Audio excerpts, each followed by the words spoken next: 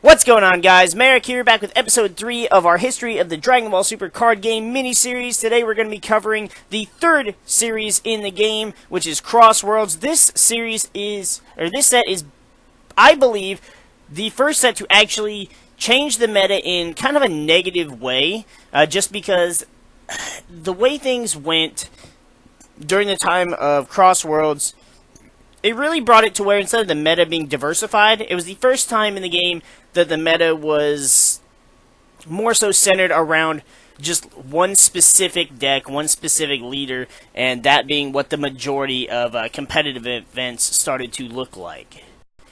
Red in Series 3 was the first time we got cards from the Dragon Ball GT saga, and honestly, they had an interesting impact on the game. You had Dr. Mew and his machine mutants, but you also had Pan, Goku, Trunks, and some Saiyan support as well. That's the side that kind of went in the better direction, whereas Mew and the machine mutants were more just for fun. The first leader in Red was everybody's favorite annoying little girl. It was Pan, ready to fight. This leader, despite the character, was actually a really good leader, and even now still has somewhat of a competitive nature to it. It's still relatively viable, and people still go back to it just about every set when we get new good Red support. Being able to boost your battle card's power and draw off of it was a unique way to kind of to get your draw without having to actually attack with your leader, and being able to do that and get the draw on the Awakened side was just too good to pass up, especially with a lot of the good Red support we were getting.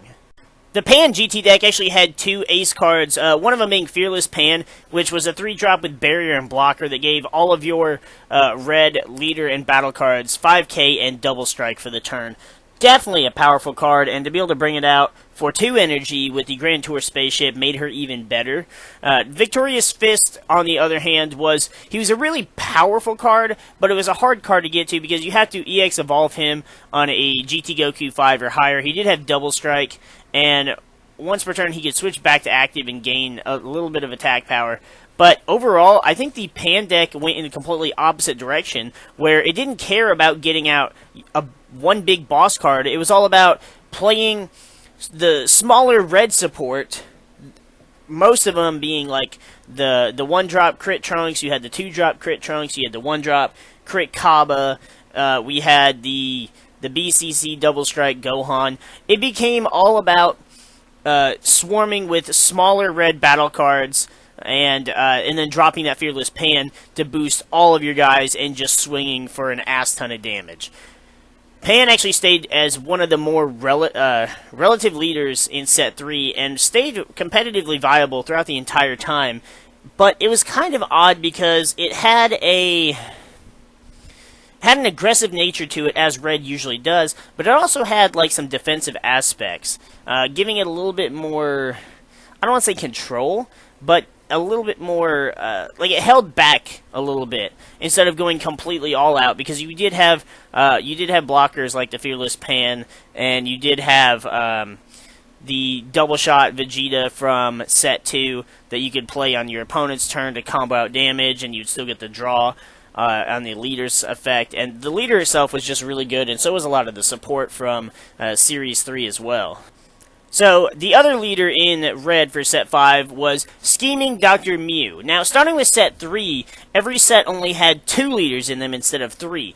My guess being that with Set 1 and 2, they were just about trying to get out a few more leaders to give you more diversity, to give people more characters to play with, and so they started only giving us a few less leaders, but remember, we also got black as a color combination as well, so we were really only short 2 leaders per set, but we also started getting 2 starter decks instead of 1, so it kind of more or less balanced itself out. The Dr. Mew leader was really cool in the fact that he allowed you to play your really weak machine mutants once per turn for free from your hand, and you would trigger their effects, you'd search out other machine mutants. It really added up to a lot of hand advantage, and board advantage as well, although they were really small. But once you got them going, you could drop them fairly easily and do your unions and everything that they could do pretty quickly. And so the Dr. Mew deck wasn't terrible, but comparatively, its battle cards just didn't stand up to those of some of the other cards in the set. Dr. Mew's ace cards, on the other hand, were really powerful in General Evolved, Hyper Metarildo, and Metarildo Form Perfected. The Machine Mutant archetype had a really unique play strategy to it, and that it was all about reducing the battle power of your opponent's cards. Now, this was guaranteed to happen at some point, and it happened so early in the game, but at the same time it happened at the worst point in the game, because it happened in the same set that they released Barrier. So when General Rildo's second form came out, he reduced everything by 10,000 power, which was a lot of potential to KO an entire board. But Barrier prevented those cards from being chosen, so Barrier was an immediate perfect counter to this deck. And Metarildo Form Perfected was no better. You could reduce everything by an additional 10,000, but you still couldn't get around Barrier, and that was the biggest barrier for this deck to deal with. Otherwise, I honestly believe Machine Mutants would have had a much bigger role in the meta. The deck had synergy, it had card advantage that it generated. If Barrier wasn't a thing, Metarildo could have run rampant, and still can if Machine Mutants are able to get the right support to get around Barrier. This is the same issue that the baby deck would suffer in the future with the release of Set 4. Red also got a little bit of generic support as well. The first one being Unending Awakening, which is a negate and a Sensu Bean in one. You negate the attack, and your red leader, gains 5,000 extra power for the turn. This worked well with Pan. It worked well with Vile Strike Vegeta if you chose to use it. It worked especially well with the Soul Unleashed Son Goku from Set 2 that also lets you discard a card and gain 5,000 for the turn. So with those two, you could gain a permanent super combo to the end of the turn, and sometimes even shut your opponent from completely being able to do anything to damage you without using up their entire set of resources. It's also one of my favorite cards to use with the Red Vegito leader, because I'm going to keep going back to him every time we get a new set.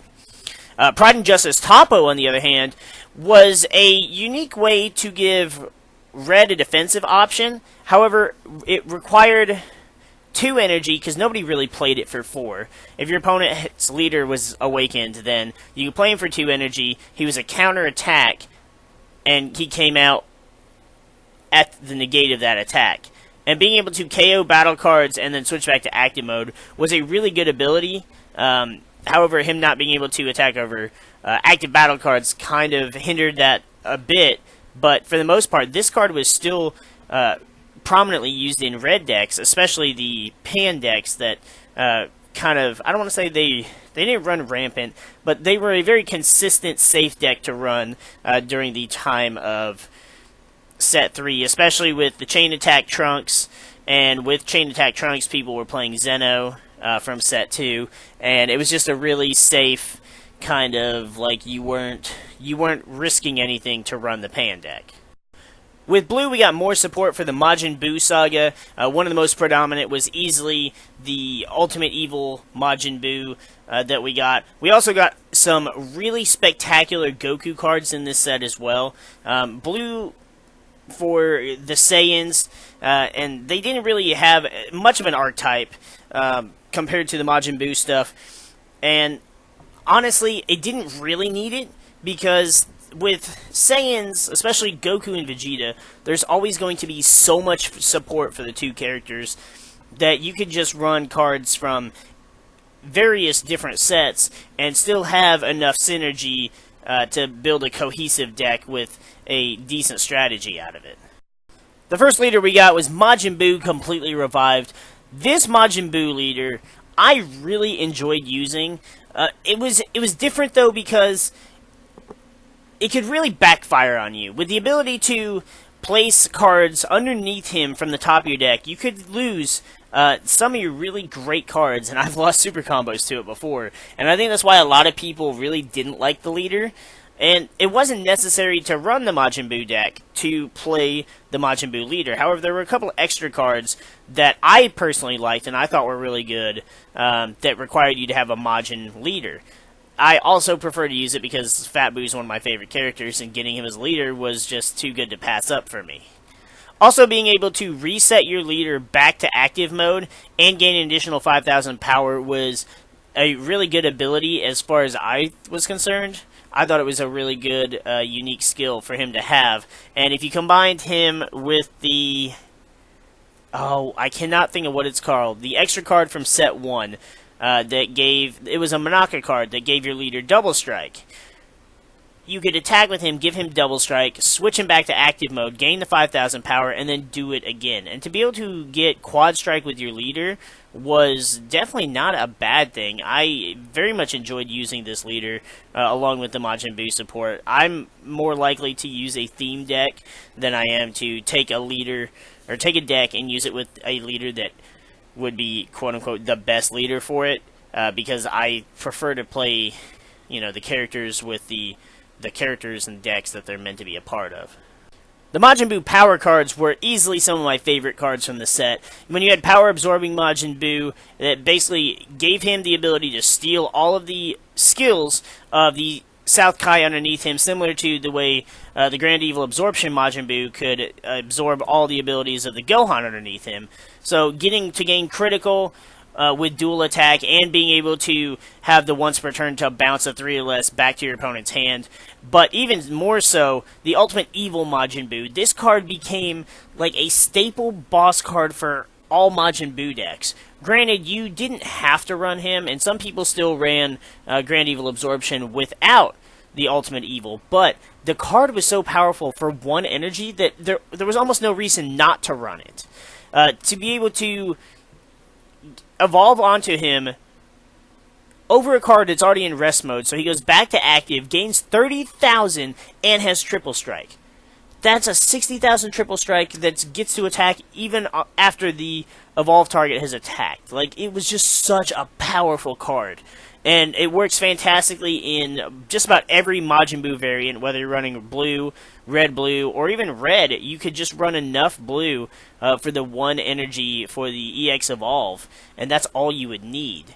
There was also, at some point, there was a Shenron Majin Buu deck that revolved around using Child's Wish to bring out the 3-drop Majin Buu, to bring out the 5, to bring out Ultimate Evil, to swing basically for 4 triple strikes. Was actually insane, but the deck was definitely kind of good for the meta, but at the time of its release, nobody really gave it a whole lot of attention besides like hardcore Majin Buu fans.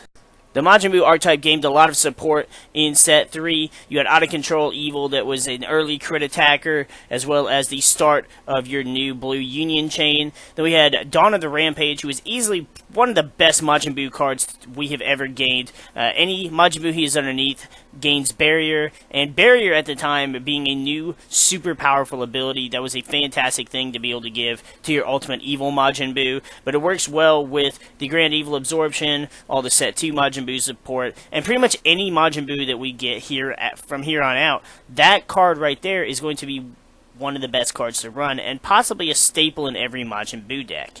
I run it because not only is it a blue energy if I need it for Ultimate Evil Majin Buu, but because giving a Buu barrier, if it doesn't already have it, there's absolutely no reason not to do that, to be able to thwart your opponent from being able to stop your attacks or KO your high-powered Majin Buu cards. We also got Buu Make You Cookie, which was one of my all-time favorite cards from the set. That was also one of my favorite moments in the show as well, watching him turn Deborah, this overpowered demon from hell, into a cookie and then just devouring him in front of everyone. That card also helped me in so many games, including against the Great Apes, the Mecha Great Apes. It's a fantastic card to use against the Broly engine, because once you take control of the Broly, since it's on your side of the field, you gain the abilities, not your opponent, so you could actually side deck the Broly support to be able to use Buu Make You Cookie, take their Broly, and then play your own Broly from your deck.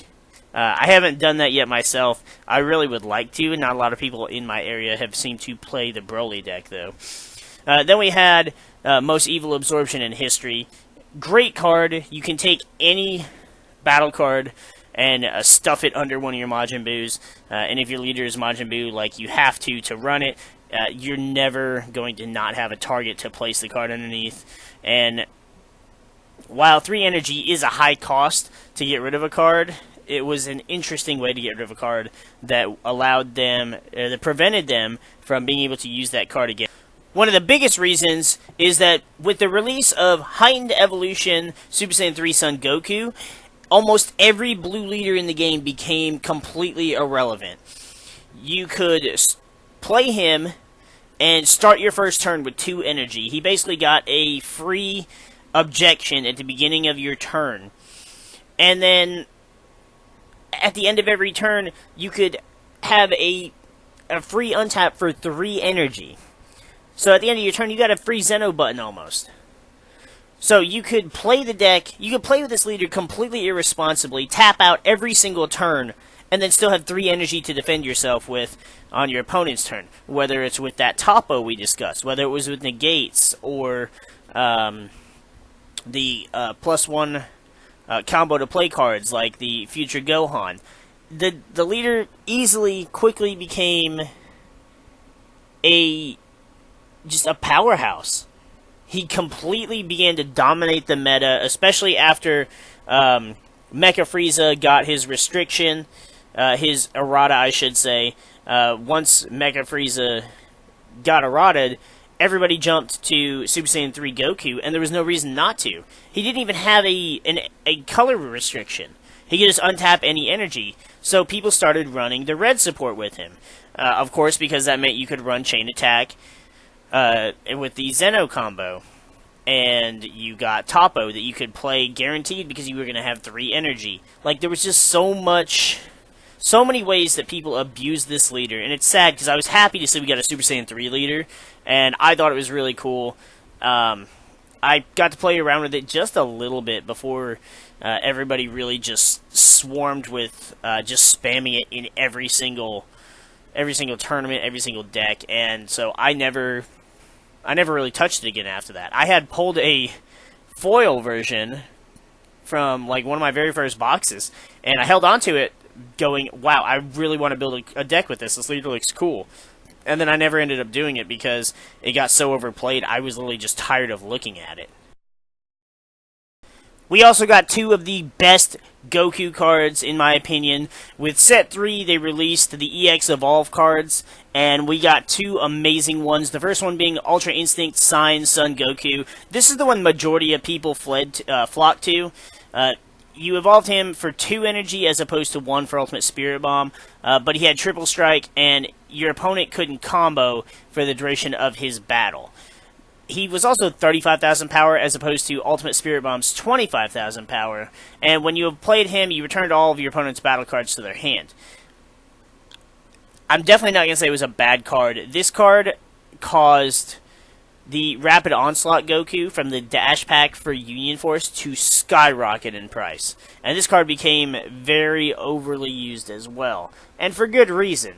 To be able to play a 1-drop Goku on your first turn, evolve him into the 5-drop on your second turn, and turn 3 you can Ultra Instinct and just blow your opponent away. There was almost no reason to run anything else.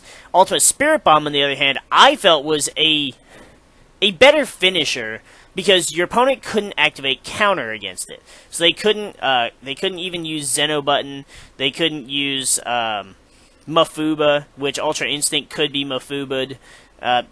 So personally, I liked this card a bit better. He was 10,000 weaker. He only had double strike instead of triple. But when you were going for the kill shot, being able to combo 5 battle cards in your energy area, like you were going for game, you weren't planning on having another turn after that. So it didn't matter if you used your energy for combo fodder. And if you were smart enough to be able to put a couple +1 10,000 combos in there, he got pretty high up there before you even played the cards in your hand. I won several games with this card, and even won some tournaments with it as well, because it's such a good underrated card, and when people see it and you play it and they're like, oh, I can't negate this attack, what the hell, what do I do? Well, you just lose. And a lot of people just don't pay attention. They don't see the beauty in some of the cards we get if it's not something that's overly played. And that's why I tend to look at cards a bit differently than a lot of people. And I try to share this knowledge with you guys when I do my videos on set release info. Like, as soon as we get new cards, I'm like, hey, you can do this. Hey, we can do this. I try to share as many combos with you guys as possible. But honestly, both of the cards were fantastic. Ultra Instinct served a huge purpose for a good while, and even now, he's a great answer to a lot of things. And I feel like both of them have several potential options right now between Wish Leaders and a lot of the support we're getting in Set 7 as well. We also got a lot of Supreme Kai themed support. It was mainly, centered towards using it with the Majin Buu stuff. You use the South Kai was used for the power absorbing Majin Buu, and then you had the North Kai that was used for the God absorbing, and not the North Kai, the Grand Supreme Kai. But then we had the others, like the West Supreme Kai, that for a foil stayed like at least a $5 foil for a long time. It might even still be quite a few bucks for a foil common card. I run a playset of foils in a couple of my decks. I had a deck built for this. It doesn't really do a whole lot on its own, and I had kind of hoped to be able to build like a Supreme Kai deck with future support. We might have enough now that I could build kind of like a shoddy red-blue build, but I don't really think it's worth it. The build I had was actually the deck that I had with the Super Saiyan 3 leader, so that on my first turn I could play the Grand Supreme Kai and search out all my stuff, and then on turn 2 you could go off with the South Supreme Kai. The stuff was cool. The Supreme Kai stuff was cool. I liked the kind of the lore around them, but on their own they were just kind of bad. And even in the Buu stuff, God Absorber Buu was nowhere near as good as Power Absorbing. So there was no reason to run the Grand Supreme Kai, and South Supreme Kai on his own was good because he was a 3-drop crit and he had the ability to bounce a card 3-drop or less back to the hand. But other than that, the West Supreme Kai works great for ramp decks, works great for any blue deck, and like I said, I use them in several decks that I have. But overall, these cards were just more in there just to go with the theme of the Majin Buu saga, and they weren't really there to be competitively viable in really any deck at all. Green was an interesting color this time around. It still had a good bit of hand control with the Android 13 archetype to go with it, but then it had a lot of support for other archetypes in general, and there was some synergy to it, but a lot of it you were just kind of left wondering why make this stuff green. That stuff being not only the Vegito stuff, but also the Goku Black and Zamasu stuff, which we'll get into that in a minute, but it was really awkward to have it be a different color and to have such a high specified green cost as well.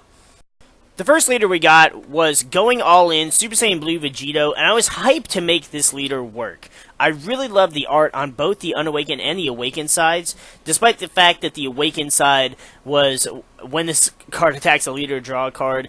We kind of had that kind of bland stigma for Set 3 and Set 4 for the most part. Some of them had different Awakened abilities like Dr. Mew, but on the front side, that was for the majority of leaders in the game. The leader itself didn't really bring anything to support Goku Vegito or the Vegito theme at all, like the Union Force Vegito did. It just kind of focused on keeping your opponent's side of the board clear to give it extra power and to give it double strike, which was really cool, but there was nothing to really help you with that. So you were left relying on cards from other sets, like Father-Son Kamehameha, for example, to kind of keep the board clear, or even using the Master MariK Mysterious Warrior from the expansion set. We did, however, get an insanely powerful new Vegito card in Hyper Rush Super Saiyan Blue Vegito. Your leader had to be a Vegito leader with this one, so a little bit more restriction than with the Repeated Force, but it had a much better ability, and you got to choose an opponent's battle card and a card in their hand and place them in the drop area. So you didn't KO them or none of that stuff, so you got around like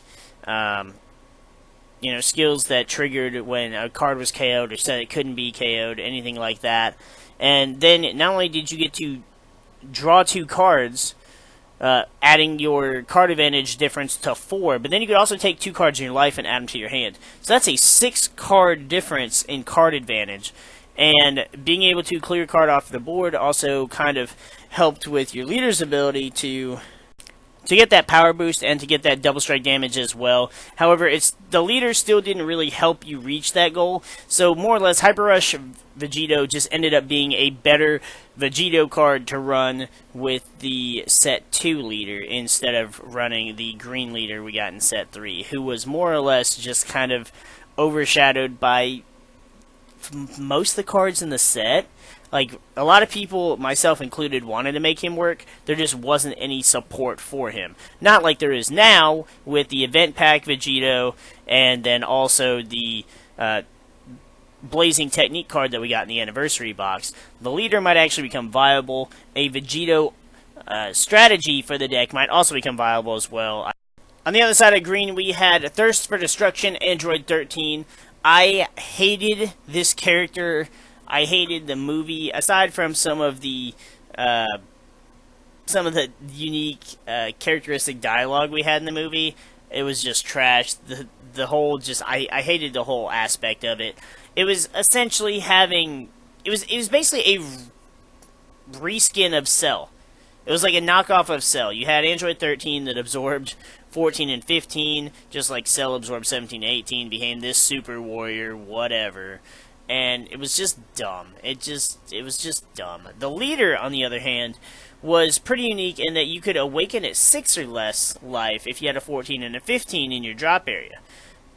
He also got another ability to where if you put a battle card of 6 or higher, or 6 or lower, in the drop area by one of your skills, he gained critical.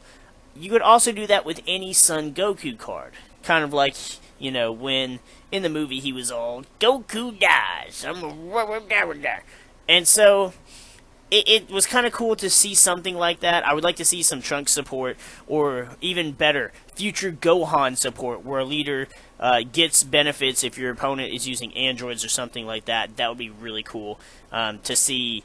We need more cards that get abilities based on what your opponent is playing. Not so if your opponent's leader is this color. Something specific like this, like Future Trunks or Future Gohan against androids, or this against Goku. You know, stuff like that that really kind of goes along with the lore and has more unique interactions with different archetypes in the game. The Unending Destruction Android 13 battle card was a powerful finisher for the Android 13 archetype. He had double strike. When you played him, your opponent had to KO a card, and every time they KO'd a battle card with one of your skills that was not his own, you made them discard a card again. So this card, I feel like it was actually a better card to run with stuff like maybe the Cell Leader, because you were actually going to get, like, you could KO a battle card at any time with the Cell Leader, forcing your opponent to discard. I think Cell was still viewed as the superior deck, Android deck, both in both character-wise, mechanic-wise. Just like this was unique, and it did really cool stuff. You had the Android 14s and 15s that made your opponent discard, but being able to make your opponent discard all the way down to 3 with Cell and push for game was just a much better strategy. And honestly, if you're choosing between Cell and Android 13, you're gonna go with Cell. Speaking of Cell and the other androids, Set 3 also gave us a ton of support for the original Android archetype. We got a 1-drop extra card called Create Android that was basically like a Pot of Greed. Lets you draw 2, and then you had to pitch a card. So not exactly a Pot of Greed, but close to it. But it lets you thin your deck out. Also filled your warp, or filled your drop for you to be able to warp them away for the new Overrealm stuff. Then we also had the 1-drop Dr. Giro that got to look at the top 3 and choose any android and add it to your hand. The difference between this card and the 2-drop Dr. Giro, Android 20, that we got in Union Force, is that he could add any card with android in its name. Whereas this Dr. Giro could add any android to your hand. So while you only get to look at the top 3, if there was a Cell there, you could add the Cell to your hand because Cell is himself an android. We also got the Android 17 and 18 the Dreadful Duos. They were both 15k crit. To be able to play them in the Android deck for 2 energy and have crit, like that was a really powerful play, especially once you got to 4 life and they got that extra 5k boost as well. Then for them to have additional effects on top of that, Android 17 being able to play an Android 18 for 1 green energy, and Android 18 being able to KO a 3-drop or less once their requirements were met. They were just really powerful cards. And then we had the Android 16 Super Combo. Set 3 gave us new Super Combos that we didn't have since Set 1. And they all had different kind of abilities instead of just the generic gain 10,000 draw a card. Android 16 specifically made your opponent discard a card. So it was a perfect card to run with both the Android 13 lineup and more specifically the Cell deck. Because you could play Cell, drop your opponent to 3, and then start super comboing their hand away to nothing. We also got a new negate in Speedy Surprise Attack that worked similarly to the green negate from set 1, but instead of KOing a 1-drop, you could KO a 3-drop or less. You had to discard a card for that, and it did require your leader to be a green android, but it was a powerful negate to have to be able to play early on, especially if you were playing androids and all of your battle cards were reduced by your leader's ability. These cards made Android 17, and probably more specifically Cell, much more viable in the competitive environment. And despite the fact that Cell never really did a whole lot, he would make top here and there, but he never won an event. It did allow androids to also become much more meta viable and see several tops with androids. Crossworlds also gave me support for my other favorite archetypes, the Goku Black and Zamasu archetypes. The only downside of these is the fact that they were green made it really hard to play them with the blue support. Both Evil Psyche Zamasu and Terror Scythe Goku Black had a specified energy cost of 2 green, meaning in order to play them you had to have green early on, and they weren't really worth playing a whole lot later on in the game.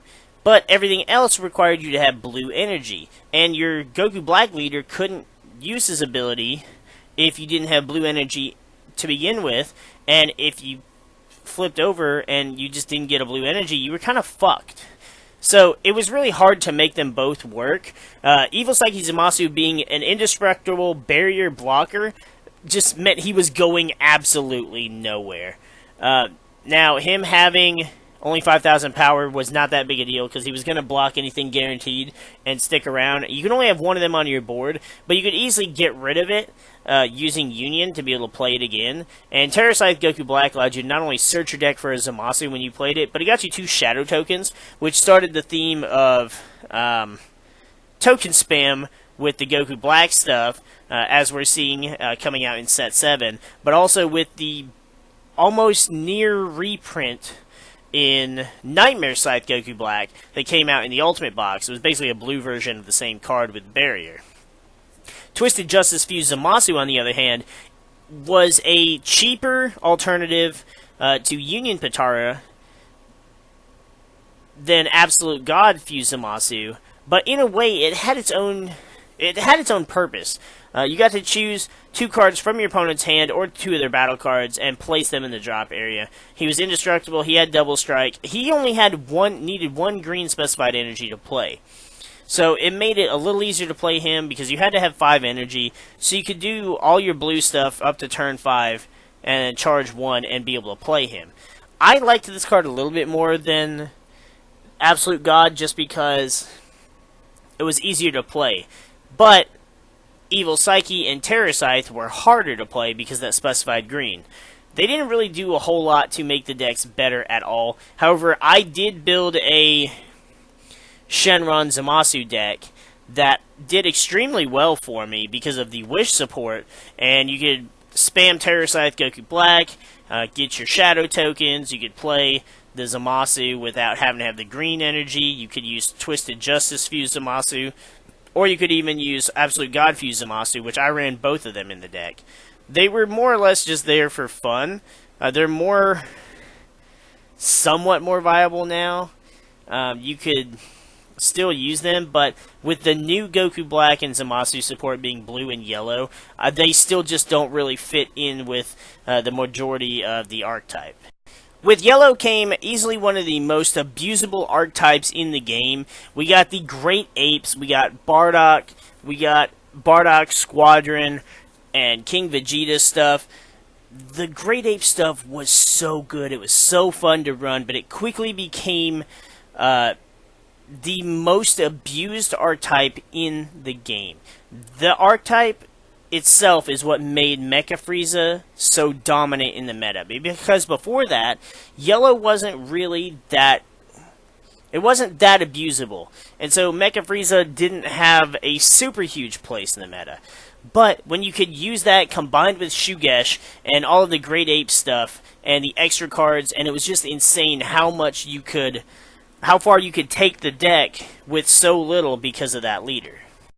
This gave us our first Bardock leader, and really our first Bardock card. We did get the BCC Bardock from set 1, but nobody ever really played it. And this leader, I feel like, was extremely underrated.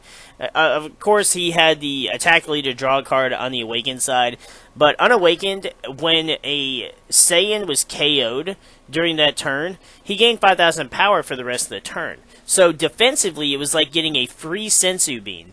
And with the majority of the Great Apes all being blockers, and then having the free-to-play gene cards as well, there was almost a guarantee that you were going to get a Saiyan KO'd and get that extra 5,000 every single time. Like his son Kakarot, Bardock also got 2 of his own unique EX Evolve cards. They weren't as overpowered as the Gokus, but they also didn't require any energy to play them either. So you could play the 5-drop yellow Bardock on your turn for 5 energy, get the effect, and then you can immediately EX Evolve them into either Great Protector Great Ape Bardock or Desperate Warrior Super Saiyan Bardock. The Great Ape Bardock was kind of lackluster. He was a blocker. He had Double Strike. When you evolved into him, you could basically lock your opponent's leader down into rest mode for the next turn. So that was a unique and kind of cool ability that we didn't really get much for.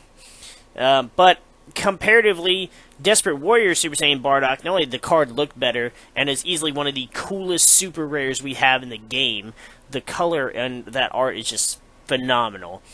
But if your opponent had 6 or more energy in rest mode, he gained 5,000 and triple strike. So he's a 30k triple strike, and when he came out, he also rested all of your opponent's battle cards and energy. So he shut down all of your opponent's defensive plays, gains triple strike, and just goes in for the kill. This was easily one of my favorite Bardock cards. It was really hard to get to play it, and unfortunately, because of how powerful and how useful the Great Apes themselves were, and kind of how lackluster the only evolved target was for this Bardock, it didn't really get to see a lot of play. The Great Apes were just such a dominant force in the meta, and probably the closest thing to a meta deck I've played, besides maybe Androids or Cell. The Apes were they were rampant. And due to cards like Shugesh, they were even more powerful, but the best way to play them was with a yellow leader. Some people argued that the deck was better with the Super Saiyan 3 Goku leader, but it was so much more of an argument behind running a yellow leader in Shugesh, because while you did get to start in energy earlier, you didn't get to play King Vegeta or King Vegeta's ape any earlier. So you were better off running yellow, running the Shugesh, getting out the King Vegeta ape. The Tora you could get out when your opponent had 2 rested battle cards. The Fasha was a blocker. You didn't really need to use her as a blocker. You wanted to keep her on the board to be able to evolve the apes. And the apes had unique abilities where when you comboed with them, there were 1-cost combo cards for 10,000. But when you comboed with them, instead of going to the drop, they evolved onto their targets if they were on your board. And Fasha put 2 of your opponent's battle cards in rest mode, which allowed you to play the Tora for free. When the Tora came out, he KO'd anything in rest mode. The Great Ape King Vegeta nullified your combo costs in your hand, so you could combo your Great Apes for free to evolve them. And he also gave all of your Yellow Saiyans barrier. So not just your Great Apes, but all of your Yellow Saiyans as well. Even with as much as I loved Majin Buu, the Great Apes were easily the most fun archetype to come out of Crossworlds. Unfortunately, as they started to gain more traction and people started to abuse them with Mecha Frieza, they quickly became so hated because Barrier was so powerful. There wasn't really anything to get around Barrier. And so it was just almost an impossible deck to beat. Everything was a blocker, and you could just combo needlessly. Everybody I played, including my teammates, hated this deck more than anything. They hated when I played this deck. And I never even used it with Mecha Frieza. I've never owned the Mecha Frieza promo card. I used them with the Bardock leader because, one, I love Bardock. He's one of my favorite characters. And his permanent Sensu Bean once a turn was just a powerful ability that was so easy to take advantage of. This is still one of my favorite archetypes. I've held onto the cards for so long just in case I ever wanted to return to them, and I do at some point want to return to this deck because it's just such a fun deck to play. Yellow also got a ridiculous amount of support for the Ape deck as well. You got Jean, the Family of Justice. She was a free blocker if you had a Bardock in your leader or battle area. And at the time, you weren't really going to get to play her unless you played the Bardock leader, or if you did manage to get a hold of the Great Ape Bardock promos, which people would play with the March of the Great Apes, because with that Mecha Frieza, you turned that 4-cost extra card that allowed you to play 2 Great Apes for less into a 2-cost that played them. And then you also got to draw with the ability, and it was an insane card to be able to abuse like that. We also got Planet Vegeta, that when you played it, you got to add any Saiyan card to your hand, and at the end of a turn, he also switched all Great Apes back to active mode. So that's another thing that made the Great Ape deck so powerful, is they were already kind of high-powered cards. They could attack and KO your opponent's battle cards, then go back to active mode to form like an impenetrable wall against your opponent.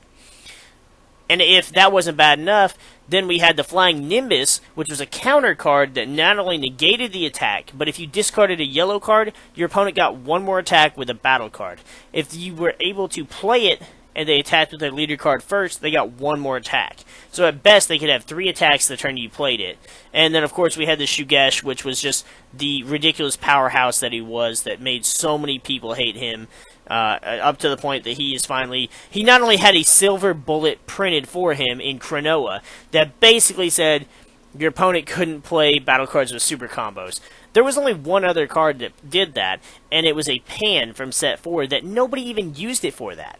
It was literally only used as a super combo because there was no need to do it that way. And then they still decided that Cronoa wasn't enough. They said that if you were forced to play this card to counter this other card, then it limited deck creativity and all that shit. But then when you look at it, look at Versus, look at Victory Strike. You have to play shit to stop that, which is a much more abusable card than Shugesh. But no, we're not gonna worry about that. We're gonna target Shugesh. And I'm not saying Shugesh didn't need hit. Shugesh from the very beginning should have said your leader had to be a yellow Saiyan. Period. That would have solved that problem. Android 16, your leader has to be a green Android card. So why didn't Shugesh have that restriction? It was just dumb that he didn't. And it would have prevented so much of the drama and the hassle had Bandai been smart enough to do that. The other yellow leader was a Son Goku, Uncontrollable Great Ape. This leader probably saw less play than any leader in the set. I would say even less play than the Green Vegito leader. It had a unique ability that once per turn, you look at the top 10 cards of your deck and add a Bulma to your hand. Which was cool, because we did have some Bulma stuff. We did get a yellow 1-drop Bulma, as well as also getting a promo Bulma. And the Awakened side, you could switch one of your opponent's cards to rest mode, and then choose one of their battle cards in rest mode, and make it to where they couldn't switch it back to active during their charge phase. So you could take their biggest hitter and completely take it out the game for the next turn. It was a unique ability it was the Unawakened side was really cool in being able to search out a Bulma, since we did get a couple of the Dragon Ball style Bulmas, but there was no synergy past that. There was no strategy. The leader itself was just kind of like a generic yellow leader, but even then, there were better yellow leaders to use than this card, which is kind of sad because I tried to make it work with all the Kid Goku stuff that we got and the Bulma stuff, even in later sets when we got more yellow Bulma cards. But the ability to search them didn't really do enough, and the Bulma cards didn't do enough to support an archetype or to be able to even justify using this leader in the first place. The one-drop Bulma, all she did is add a card from your deck to your hand, and she was 1,000 power, so it was just combo fodder after that, and there was really no point in even running it. The Explosive Spirit Son Goku, on the other hand, was a phenomenal card for yellow, easily abused with Shugesh, that when it came out, you could choose any rest mode card and just blow it up.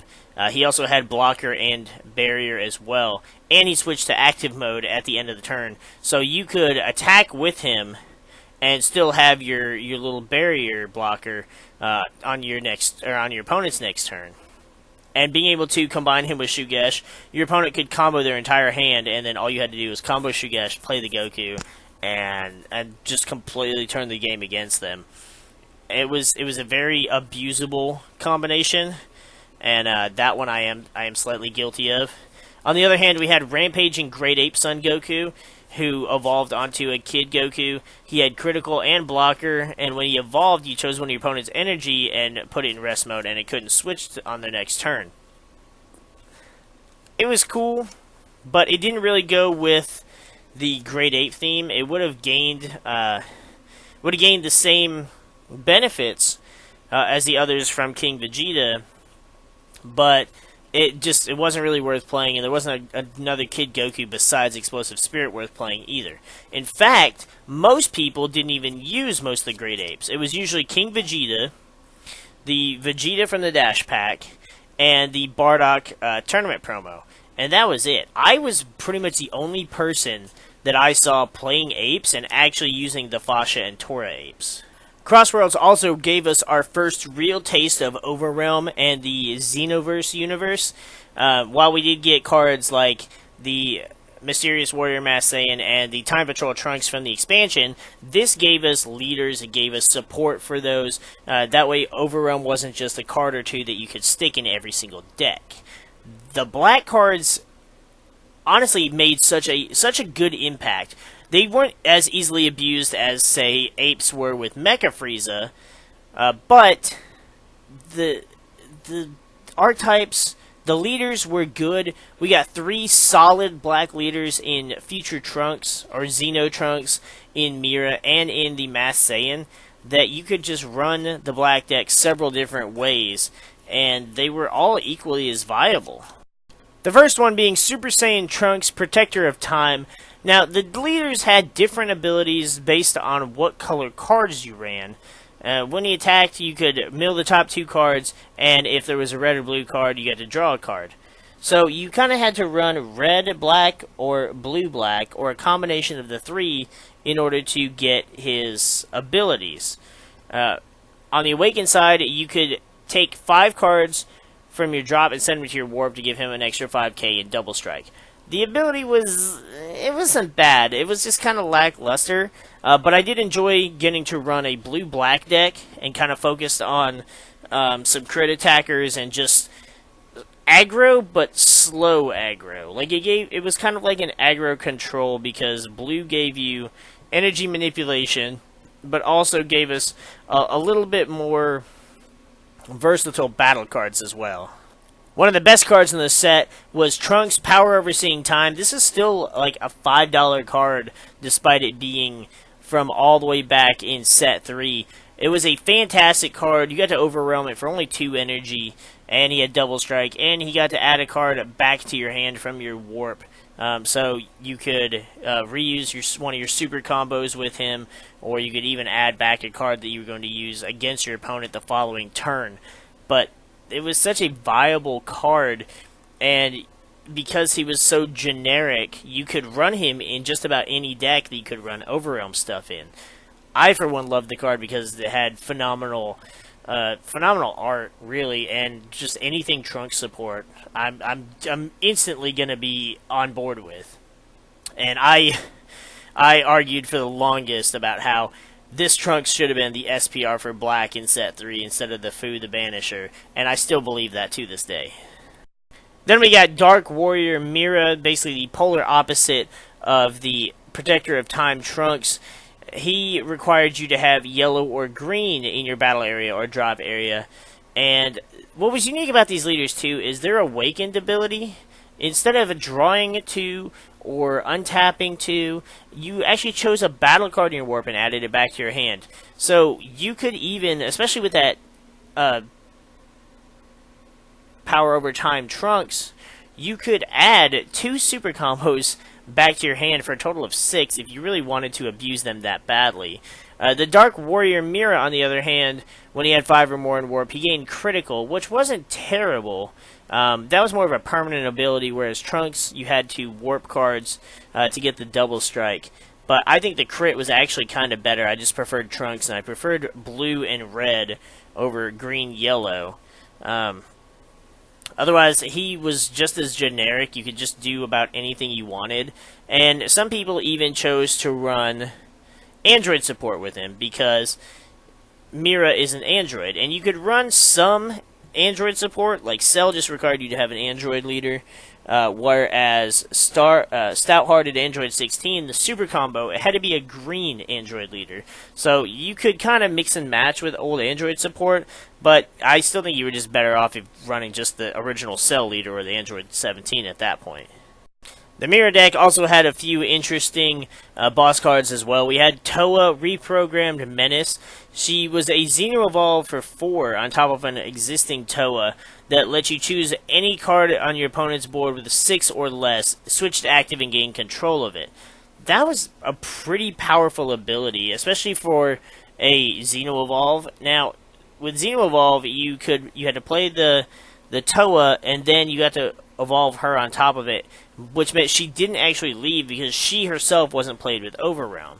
Then you had the Dimension Breaker Mira, who was a bit different. He was also a Xeno Evolve for 5, and he had Double Strike. And if you had 5 cards you warp, you chose an opponent's battle card and warped it. And if you had 10, you got to choose an energy and warp it. Not a bad card at all, especially considering Mira. You could play. There was quite a few Miras that didn't have a cost to play, so it was a free Overrealm card. Then you used your 5 energy to drop the Dimension Breaker. He saw some play, but overall, the 2 decks were just severely outclassed by the Black starter deck. We also got a little added Black support in Fu Shrouded in Mystery and Super Saiyan 3 Bardock Power Unleashed. Fu was the highest, and is still the highest Overrealm card in the game, I believe, with a total Overrealm cost of 6. He comes with Double Strike, but he comes with the unique ability of your opponent can't activate skills on cards, except for the leader, until the beginning of your next turn. That includes super combos, blockers, that includes anything and everything. You could basically just combo for defense power, and that was it. Even on your turn, anything you played had no effect whatsoever. This card was basically a game ender. With the release of the super combos we got starting in set 5, where they had the 10,000 power, and you didn't have to, it wasn't part of the skill, it made it a little easier to defend against Fu, and your super combos weren't just wasted dead space in your hand. But this card was such a game changer, and even so, even now today, can still be played in several Overrealm decks.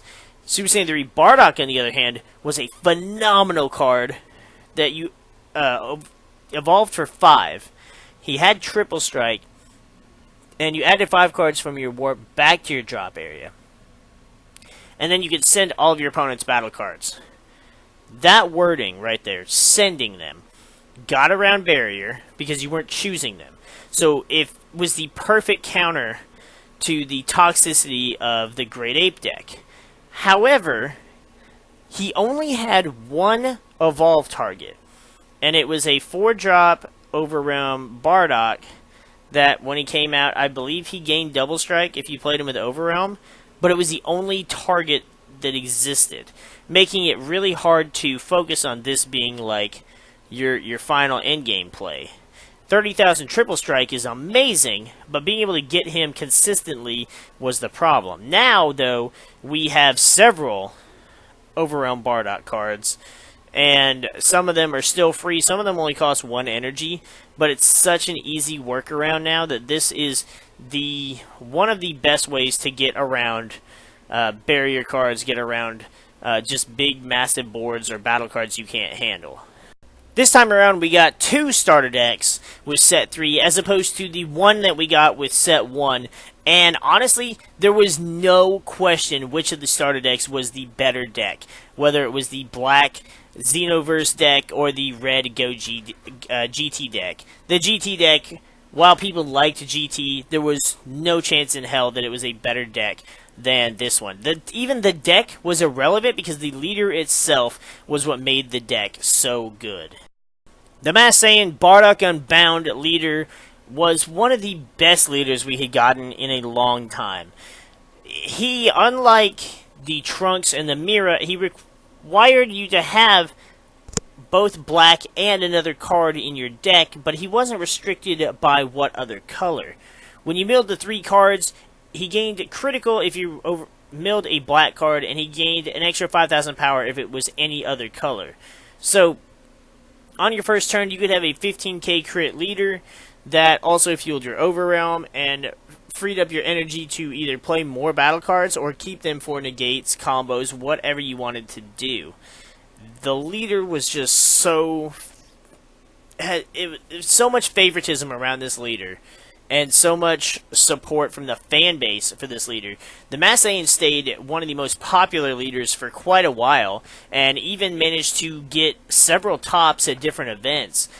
Even myself, I enjoyed playing the leader. One of my teammates, this was probably his favorite leader at the time, besides playing Pan, and for good reason. And there was so much you could do with this leader, especially because you could run it. Most people ran it red-black, and you'd run it with the Kaba from set 1, you'd run it with the Trunks 1-drop from set 3, the Trunks 2-drop, you could run plenty of the GT stuff, you could run the Fearless Pan to power those cards up. It was just crit for days with this leader. And then we got support every time we got Overrealm cards. We got more support for this leader. And then more specifically, when we got the extra card from the anniversary box for him as well, it proves that this leader is one of the better leaders in the game, and that he's going to stick around for quite some time as a viable competitive leader. Besides being a Xeno Trunks card and having one of the best arts in the entire game, the Killer Sword Trunks promo that came with the Master Saiyan deck was pretty powerful for Overrealm. Now, it did have a evolve cost of 4, but there was quite a few Xeno Trunks Overrealms that played for no energy. One of the most notable being Time Patrol from the expansion. So for 4 energy, you Overrealmed him in active mode. That's one of the things with the Xeno Evolve, is they come out in active mode. And then he has Double Strike, and he had a similar effect to the Power Overseeing Time, whereas that one, you added a card from your warp to your hand. This Trunks brought the card back to battle. It had to be 3 or less for his ability, but to be able to just pick one of your best battle cards, bring it back, and then get your leader again, or even if it was just anything to add support to your current strategy. It was a fantastic card. He stayed like a $5 promo for a little while, and I remember getting to use him a little bit with my own Trunks deck, but he kind of fell out of favor. So did Power Overseeing Time. However, that's still a $5 card, and still, I guess, has more playable value than Killer Sword Trunks did, but nonetheless, some of the support we got in the Killer Sword Trunks deck is amazing, and the Mira promo and the Master Saiyan promo that came with it greatly help out the respective decks with the new support from the anniversary box. Then we got the red GT starter deck to go along with the GT archetype that came out in this set.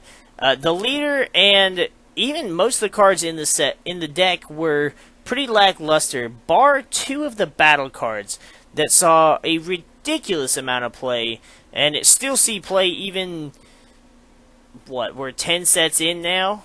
Overall, 11 sets? If you want to include the expansions, or if you want to include the boxes, we are so much farther in the game now than we were back then, and the 2 promos, the one in particular, still sees a ridiculous amount of play. The Rising Spirit Super Saiyan Son Goku leader was just not at all that great. There were plenty of better red leaders, and if you even needed to run a red leader in the first place, if your life was 3 or less, he gained 5,000 on your turn. And when he attacked, you drew a card, and if his power was 25,000 or more, he gained double strike. But again, that's it.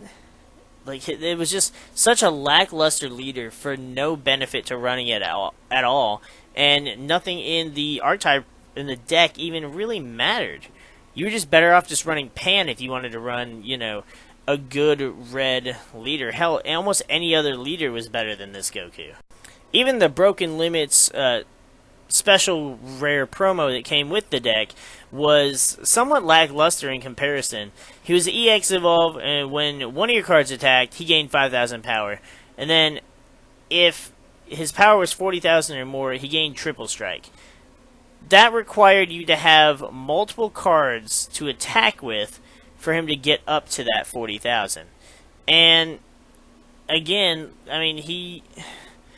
to have a Goku GT with an energy cost of 4 or more in play to evolve on top of him, you didn't really have a lot of options. And overall, it didn't seem worth it for that much energy, when you could just play a bunch of your little guys, drop a Fearless Pan, and do so much more damage than this one Triple Strike attacker.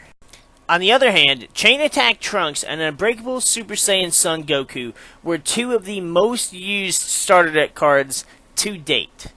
Chain Attack Trunks is ridiculously busted, being able to play him for 4, drop the Zeno, and reset both players' boards and hand. It's such a stupidly abused combination. And then, once we got the 1-drop GT Trunks, it just made it even worse, because then there was just an easier target to play turn 1, and then for 2 energy you could chain attack anytime and just reset everything for nothing.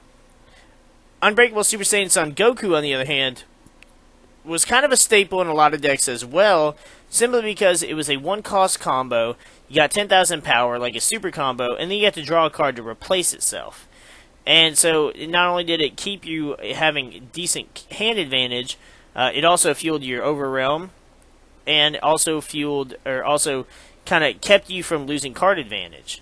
So, you were constantly having a good bit of combo power, without having to worry about having too few cards in your hand. Obviously, Chain Attack is still much more viable and much more abused than Unbreakable Super Saiyan was, but both cards still see a good bit of play even in today's format. The new special pack not only gave us additional cards for our collection, but it also gave us a new promo that was easier to use than the Zamasu from the previous special set, and a lot more generic as well, giving him much more versatility to be used in just about any deck. He only cost 1 energy to play with Overrealm. You added a card from your life to your hand, so you drew another card, and then you got to warp a battle card with energy cost 5 or less. So not only did it not go in their drop for them to be able to potentially interact with it, but it completely warped it, meaning they couldn't even use it for their own Overrealm fodder. Then we got the BCC Mira, which was pretty terrible, and honestly the worst BCC promo that we got. The only thing you could really use him against was the Great Apes, because your opponent couldn't activate blocker on his attack. But you would have to give him double strike and a shit ton of power for him to be able to push for game and prevent that blocker from happening. And it just wasn't viable, especially considering at the time most people were running Mecha Apes to begin with. And so it was more just a battle against who had the bigger monkeys and could get through who faster. Then we had the Hyper Evolution Super Saiyan 4 Son Goku Secret Rare. I remember pulling this, and it's such a beautiful card. I actually sold it to a teammate of mine because he was actually going to use it, and despite the fact that I wanted to keep it just for the sake of it, I had no reason to, and he was the one playing all the GT stuff. I was much more interested in pretty much every color that wasn't red. This card, though, was great. You could EX Evolve him for 1 energy. Granted, it had to be an EX of 6, or a GT Goku of 6 or more, but when he attacked, he gained 5,000 power for the turn. And when he hit 6,000 or more, you dealt 1 damage just for attacking. And you could place 2 of your red cards into the drop area to switch him back to active mode, but you had to have a lot of card advantage to do it. The easiest way to do this was with the Pan Leader, just because the Pan Leader drew so much card advantage. But even then, the card itself didn't see a lot of play. There were a few instances where people were able to cheat it out relatively quickly. I never really had it happen to me, though, so I'm guessing it wasn't nearly as consistent as just running something like Mecha Apes was, or even some of the newer, just as toxic combos that we have today. The Dashback cards for this set were really good as well. Most notably, I would say Great Ape Prince Vegeta was the one that was abused the most because of Mecha Apes. But he had critical and blocker, and you got to choose a Great Ape and add it to your hand. So, it wasn't a bad card by any means. Saiyan Teamwork Kaba was the one that would see so much more play in the future with more Veggie support. At the time, we had the 4-drop Kale that we got in Union Force, and then we had the 2-drop Caulifla that came in this set. And so you had these 3 cards that had great synergy together, but didn't really do a whole lot on their own. It wasn't until the Tournament of Power set, which followed this set, that we got the Red Universe 6 support that gave way to the Veggie deck that we currently know, and the ridiculous amount of aggro that deck was able to put out. Then we had the Piccolo the Strategist, who had critical and barrier, and he got to come in and KO a battle card, which was really nice. He was also the first, or one of the first, Universe Survival cards, and unfortunately he does not have the Tournament of Power tag, so you can't really use him. He doesn't have the Universe 7 tag, I should say, to be able to use him with some of the other Tournament of Power support. But I really liked this card. I thought he was a great card to use. Combination Attack Pan was the least used of these cards, if really at all. She had to give a card 5,000 power, and you got to play her for free if you had, I think, a Trunks or a Goku GT in your hand with 25 or more power, but she wasn't really worth it. Not that she wasn't playable, but it was just kind of one of those things that she was more situational, and a lot of time it just wasn't worth the deck space. The Tournament Pack 3 promos brought a lot of support to existing archetypes that we had, but it was also a lot of stuff that wasn't exactly necessary. We had the GT Vegeta that, when it KO'd a battle card, you dealt 1 damage to your opponent, similar to some of the other Gohan Adolescence burn support, but at the time it just wasn't really that great. You couldn't play him via Grand Tour Spaceship, and so he just wasn't. He was kind of cool to have, but overall he didn't benefit anything. He didn't add to any of the existing strategies, so he didn't see a lot of play. The Baby, on the other hand, this was the first Baby we actually got, and he went with the Dr. Mew theme, but didn't really help it as much as you would think. It did have to have a Machine Mutant leader, so Dr. Mew was the only leader viable at the time for him. And you had to choose a card and minus 15,000 power, which was great because you could sometimes KO a card or be able to KO it once you lowered it that much. But the fact that it still had to choose did not help it get around barrier any more than the other cards. So it lacked the same weakness, and we didn't get any actual Baby support until set 4. So this card, as beautiful as it was, just didn't really get to do a whole lot because it just came in at the least opportune time. Green and Blue, on the other hand, got it even worse. Blue got the Kaioken Son Goku, which was an EX Evolve. over a Goku with energy cost of 7 or more. Now granted, you didn't have to charge any energy or cost any energy to play him, and he had Double Strike, so it was another ridiculously high battle power card with 35,000 and Double Strike. And when he evolved into it, for the duration of the turn, you couldn't lose the game. Your opponent couldn't win the game. That skill literally only mattered for this card anyways, where you choose 2 cards in your life and add them to your hand to switch them back to active mode. So if you chose the last 2 cards in your life, generally when you got to 0 life you would lose. This card said you didn't lose till the end of your turn, so you could kind of just keep swinging at your opponent until they were dead.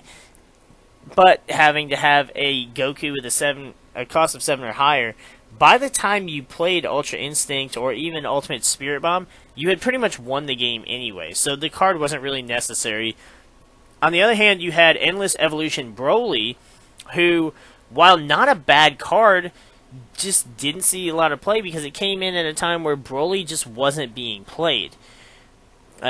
Being able to evolve a Broly in your hand and reduce the cost by 2 was nice, and being able to KO a battle card when he came into play wasn't bad either.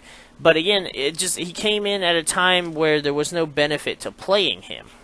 It wasn't until later on when we got more Broly support with the Ultimate box, and then now with the Anniversary box, and with the new support coming in Set 7, that Evolution Broly is actually going to be relevant again. We also got the reprint, the alternate art reprint, in the Anniversary box as well, that probably would go up in a good amount of value, especially for the foil version, more so than this tournament pack version, although I can see this one still being worth a decent bit if the Broly archetype actually takes off again. Yellow, on the other hand, I think was the best color as far as the tournament pack stuff goes, and probably the entire set itself as well. You had Bardock, Will of Iron, which was one of the better Great Ape cards. He had Double Strike and Barrier, and he had an Evolve auto similar to the Toei and the Fasha, but there wasn't a Bardock to go with it.